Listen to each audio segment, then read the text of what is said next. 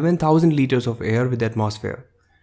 In this process, the oxygen of the atmospheric air is delivered to the human body, which is then utilized by all the tissues, and the carbon dioxide which is produced by the human body is exported to the lungs and then exchanged with the atmospheric air. In this video, we will first talk about the brief anatomy and physiology of the human respiratory system. Then we will discuss how the gas transport to the alveoli occurs. We will talk about how the human respiratory system works together with the circulatory system. And then we will talk about how the gas exchange happens in the alveoli. So first, coming to the anatomy and physiology of the human respiratory system. The vocal cords present in the larynx divide the respiratory tract into the upper respiratory tract and the lower respiratory tract. The upper respiratory tract contains structures like the nasal cavity, the pharynx, and the part of the larynx above the vocal cords. The lower respiratory tract starts with the part of the larynx below the vocal folds, trachea, bronchi, bronchioles, as well as the alveoli. So let's first talk about the brief anatomy of the nose and the nasal cavity.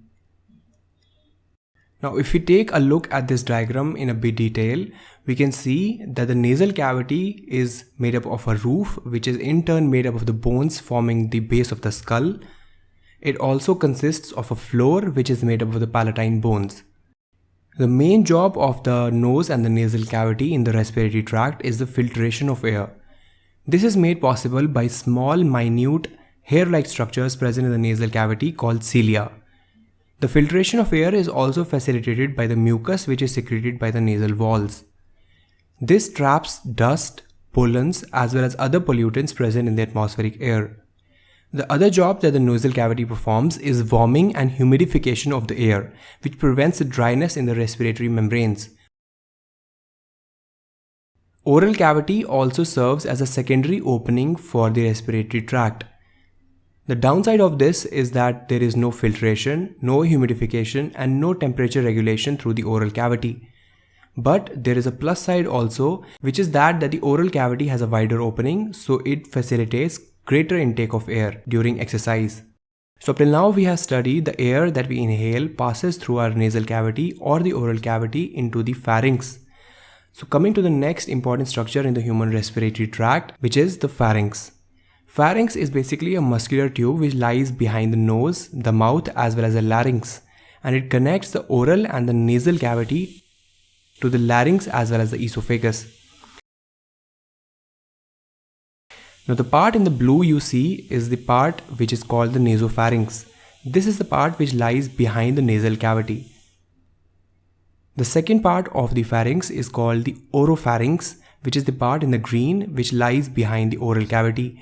And the third is called the laryngopharynx, which lies behind the larynx.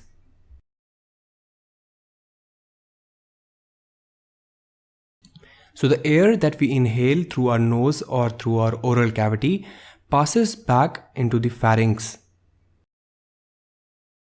When the air reaches the pharynx, it has two important structures where it can go forward. The first is the trachea, which lies in the front, and second is the esophagus, which lies at the back. Normally the air enters into the trachea because esophagus at normal conditions is a collapsed structure. One important structure to note here is the epiglottis. The epiglottis is basically a cartilaginous structure which closes the entry of the trachea and prevents the entry of food. It is an elastic cartilage which closes the laryngeal inlet and prevents entry of food into the trachea and further the lungs. The next important structure in the respiratory tract is the larynx. The larynx is located right here, and it is also known as the voice box as well as the Adam's apple. The larynx is made up of many cartilages, and the larynx contains the vocal cords. The main functions of the larynx in the human respiratory system is that it connects the pharynx to the trachea, and the second important structure is the production of sound or speech. The next important structure is the trachea. So the trachea is basically a tube-like structure which connects the larynx to the bronchi, and the bronchi in turn connect to the lungs. If we take a closer look at the section of the trachea, we can see that the trachea is basically made up of 20 C-shaped cartilages from above to below. These cartilages basically prevent the collapse of the trachea because there is a negative pressure in trachea as well as the lungs during inhalation. If you see closely, these tracheal rings are basically C-shaped. These are not completely circular because esophagus lies behind the trachea, and if these rings were circular, they would have compressed the esophagus during swallowing, and this could have led to choking. The trachea then divides into the primary bronchi. Now this is called the primary bronchi because it is the first division of the trachea. The primary bronchi then divides into secondary bronchioles, and then the secondary bronchioles divide into the tertiary bronchioles. Now what happens next is that these tertiary bronchioles again divide for about 20 divisions to form the conducting bronchioles. So you can see the tertiary bronchioles divide many times to form very small sac-like structures. The tertiary bronchioles lead into the conducting bronchioles. The conducting bronchioles then form a 4 to 5 division series of respiratory bronchioles. These respiratory bronchioles are in turn connected to the alveoli. The alveoli are sac-like structures in which the actual gas exchange happens. The conducting bronchioles are called conducting bronchioles because no gas exchange happens in them since they have large or thick walls. But respiratory bronchioles have very thin walls and some amount of gas exchange can happen in these respiratory bronchioles. But majority of the gas exchange happens in the alveoli because of their close proximity to the blood vessels. The division of the bronchioles to such an extent increases the effective surface area of the lungs. So the air that we inhale finally reaches into the alveoli. Now let's look at this diagram to understand how the respiratory system of our body works in conjunction with the circulatory system to provide gas exchange. In this diagram, you can see the lungs, the heart, as well as the circulation pool of the body, showing the deoxygenated blood in blue color, as well as the oxygenated blood in the pink color. The heart receives all the deoxygenated blood from the body through the superior as well as the inferior vena cava. This blood has a low concentration of oxygen, and this is then pumped to the lungs through the pulmonary arteries. In the lungs, this deoxygenated blood is subjected to gas exchange, which converts it into oxygenated blood, which is pumped back to the heart. The heart then pumps this oxygenated blood to the body, which utilizes the oxygen present in this blood. And again, this blood is converted into deoxygenated blood, which is pumped back to the heart. The heart pumps all the deoxygenated blood to the lungs through two main arteries, the right and the left pulmonary artery.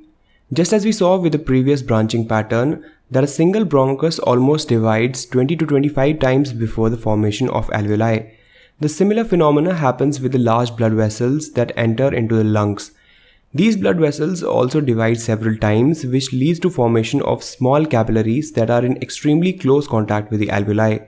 Due to this, the cardiac output that comes in the large vessels divides into many small streams of blood. This leads to exposure of the 5 liters of blood coming through the heart to almost 250 to 300 million alveoli per minute. Due to this, a rapid gaseous exchange happens between the alveolar air and the blood that is exposed to the alveoli. Now let's try to understand how the actual gas transport happens inside a single alveoli. So the air that we inhale passes through our respiratory tract deep into our body into a bunch of structures called alveoli. Well, this is important to create a very less distance between the alveolar air and the blood. Now to understand this, take a closer look at this section of an alveoli which are attached to the end of a respiratory bronchiole. You can see that a bunch of alveoli are surrounded closely by blood vessels. If we take a single alveoli out of this bunch and magnify it under microscope, we can see that the alveoli is completely surrounded by a single capillary, but in reality they are surrounded by multiple capillaries to have very close contact with the blood. In these capillaries, the deoxygenated blood enters from one side, it exchanges the gases with the alveolar air, and finally oxygenated blood is released from the other side. If we take a closer look at the junction between the alveoli and the capillary wall, you can see that the green side represents the space inside the alveoli. The cells in the sky blue represent the alveolar epithelium. On the other side, we have the blood vessels which contain the RBCs, and the wall of the blood vessel is the endothelium. In between them is the basement membrane which separates these two cell layers. So you can see clearly that the air that we inhale in the alveoli is in very close proximity, which is approximately few micrometers from the blood vessel. Here comes the role of difference in the concentration of gases on either side. Most of you know that the diffusion occurs due to the difference in concentration of a substance on either side. So if we take a look at the concentration difference of the alveolar air and the blood of carbon dioxide and oxygen, we can see that the alveolar air has a low concentration of carbon dioxide as compared to the blood, which has a higher concentration, whereas opposite of that is true in case of oxygen, where high concentration of oxygen is present in alveolar air as compared to low concentration of oxygen in the blood. Due to this, the high concentration of carbon dioxide is exchanged with the alveolar air and the carbon dioxide is released outside in the atmosphere, whereas the fresh oxygen that is coming through the alveolar air is transported to the blood and the blood is made oxygenated. So the blood